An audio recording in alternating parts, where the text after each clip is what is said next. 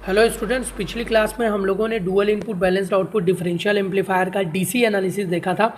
यहाँ आज हम लोग एसी एनालिसिस देखेंगे और आपको मैं बता दूं कि एसी एनालिसिस में हम लोग 5 चीज़ें फाइंड आउट करेंगे। AD that is differential gain, AC that is common mode gain, common mode rejection ratio, input impedance और आउटपुट इम्पिडेंस। क्लियर है? तो आप लोगों को मैं बता दूं कि डुअल इनपुट बैलेंस्ड आउटपुट का एसी एनालिसिस करने के लिए हम लोगों को जो डिफरेंशियल एम्पलीफायर है, dual input balanced output differential amplifier है, उसका एक पोर्शन कंसिडर करना है। और डिफरेंशियल गेन जैसा कि मैं जानता हूँ, AD gain is equal to output by input voltage होता है। तो output voltage by differential voltage, ये मेरा डिफरेंशियल गेन होगा। ठीक है। एसी एनालिसिस में जान रहा हूँ कि जो आई होता है वो 0 होता है, क्योंकि इनपुट दोनों इनपुट टर्मिनल के अक्रॉस अलग अलग फेस का इनपुट जब मैं देता हूँ तो मुझे एमीटर टर्मिनल में अलग अलग फेस का करंट मिलता है। और अलग अलग फेस का जब दोनों ट्रांजिस्टर के अक्रॉस दोनों ट्रांजिस्टर में एमीटर टर्मिनल के अक्रॉस अलग अलग फेस का करंट मिलता है तो दोनों मर्ज होके कैंसल आउट हो जाते हैं। ये हम लोगों ने सेकेंड क्लास में देखा था। ठीक है, वहाँ आप लोग रिफ़र कर सकते हो थोड़ा सा। तो दोनों ट्रांजिस्टर को कंसिडर ना करके मैं किसी एक ट्रांजिस्टर का एनालिसिस करूँगा और दोनों के लिए उसको एप्लीकेबल करूँगा। तो मैं जान रहा हूँ ऐसी एनालिसिस करने के लिए किसी भी ट्रांजिस्टर का मुझे अप्रॉक्सीमेट हाइब्रिड मॉडल बनाना पड़ेगा। तो इस कॉन्फ़िगरेशन का मैं अप्रॉक्सीमेट हाइब्रिड मॉडल यहाँ पे बनाता हूँ, दैट इज़ VS/2 RS। इस ट्रांजिस्टर का इक्विवेलेंट क्या हो जाएगा मेरा, HI और HFE IB। ठीक है, ये रेजिस्टेंस और ये करंट, क्योंकि ट्रांजिस्टर मेरा करंट एम्पलीफायर रहता है। ठीक है, works as a current amplifier. और ये कलेक्टर टर्मिनल जिसके अक्रॉस मैं आउटपुट वोल्टेज ले रहा हूँ, RC जिसके अक्रॉस में V0 ले रहा हूँ। ठीक है, अब यहाँ पे मैं इनपुट में काम करता हूँ, KVL लगाता हूँ। तो यहाँ पे जब इनपुट में KVL लगाऊंगा तो प्लस VS/2, यहाँ से IB फ्लो हो रहा है तो माइनस IB/RS और माइनस IB/HI, ये मेरा हो जाएगा। तो यहाँ पे देख सकते हैं ये इक्वेशन लिखा हूँ। IB के लिए इक्वेशन यहाँ पे निकाल लूँगा, रीअरेंज कर लूँगा।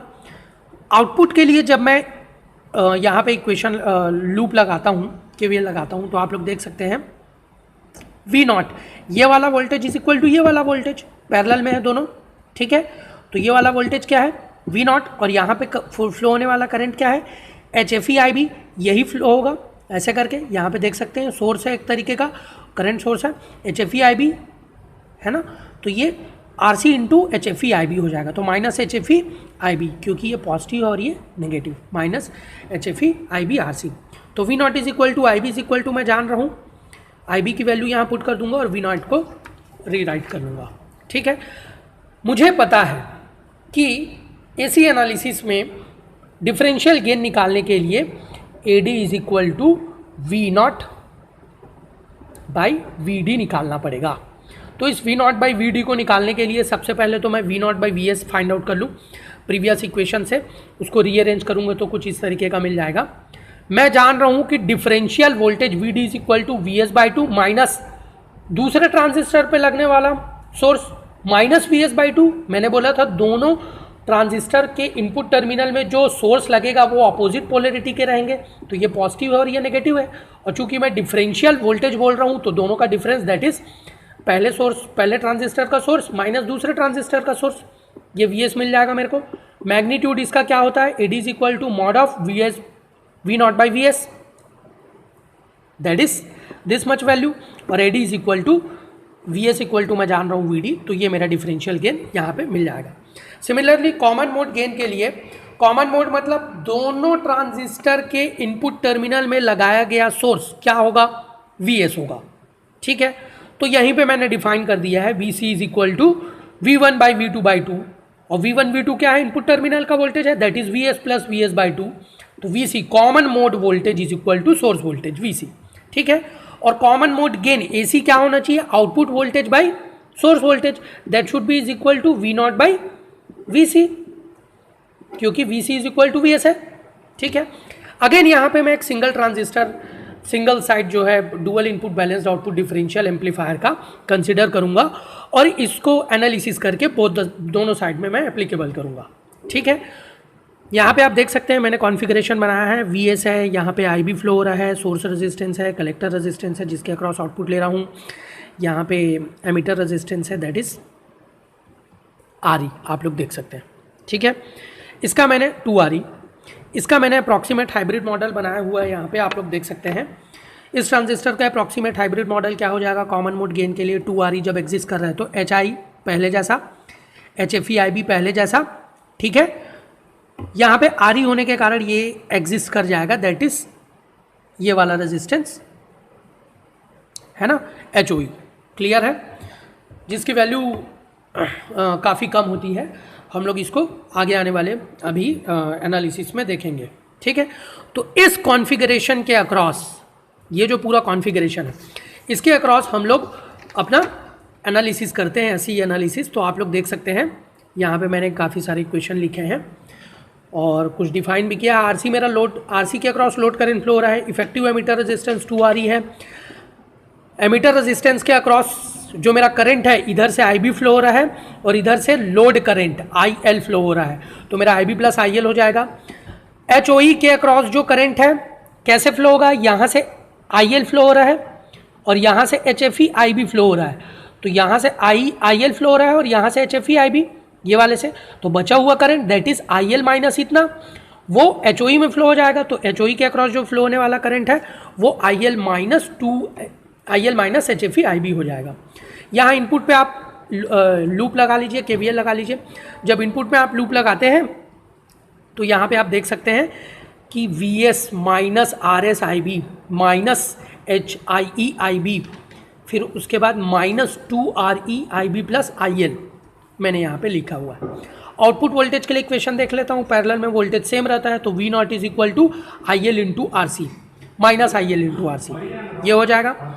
KVL एट आउटपुट, यहाँ पे मैं देख सकता हूँ जब आउटपुट के अक्रॉस में KVL लगाऊंगा यहाँ पे, तो आप लोग देख सकते हैं इसके अक्रॉस फ्लो होने वाला करंट है IL माइनस HFE IB, तो minus IL minus HFE IB upon HOE हो जाएगा, ठीक है,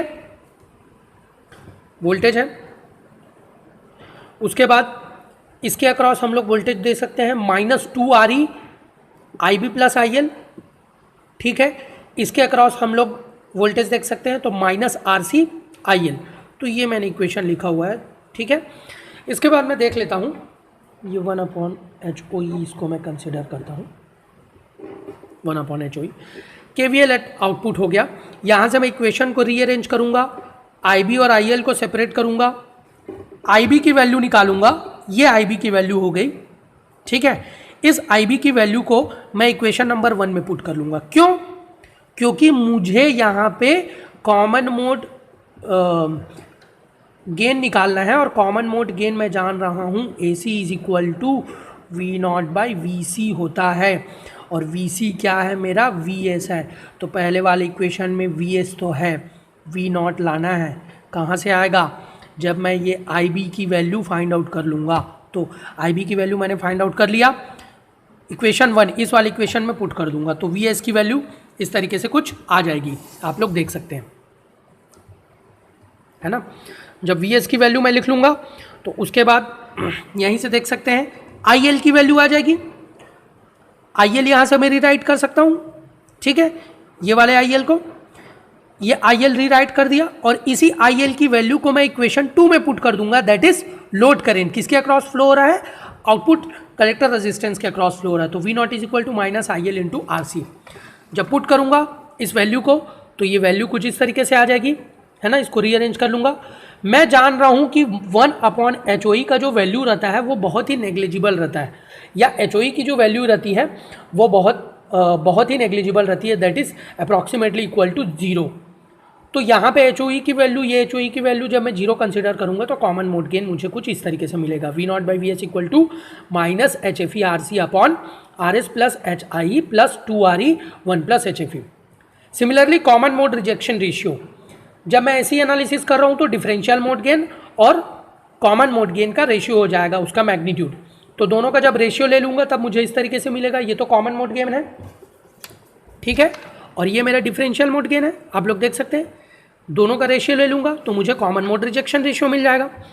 input impedance, source voltage by source current, या फिर input voltage by input current, that is VS by IB।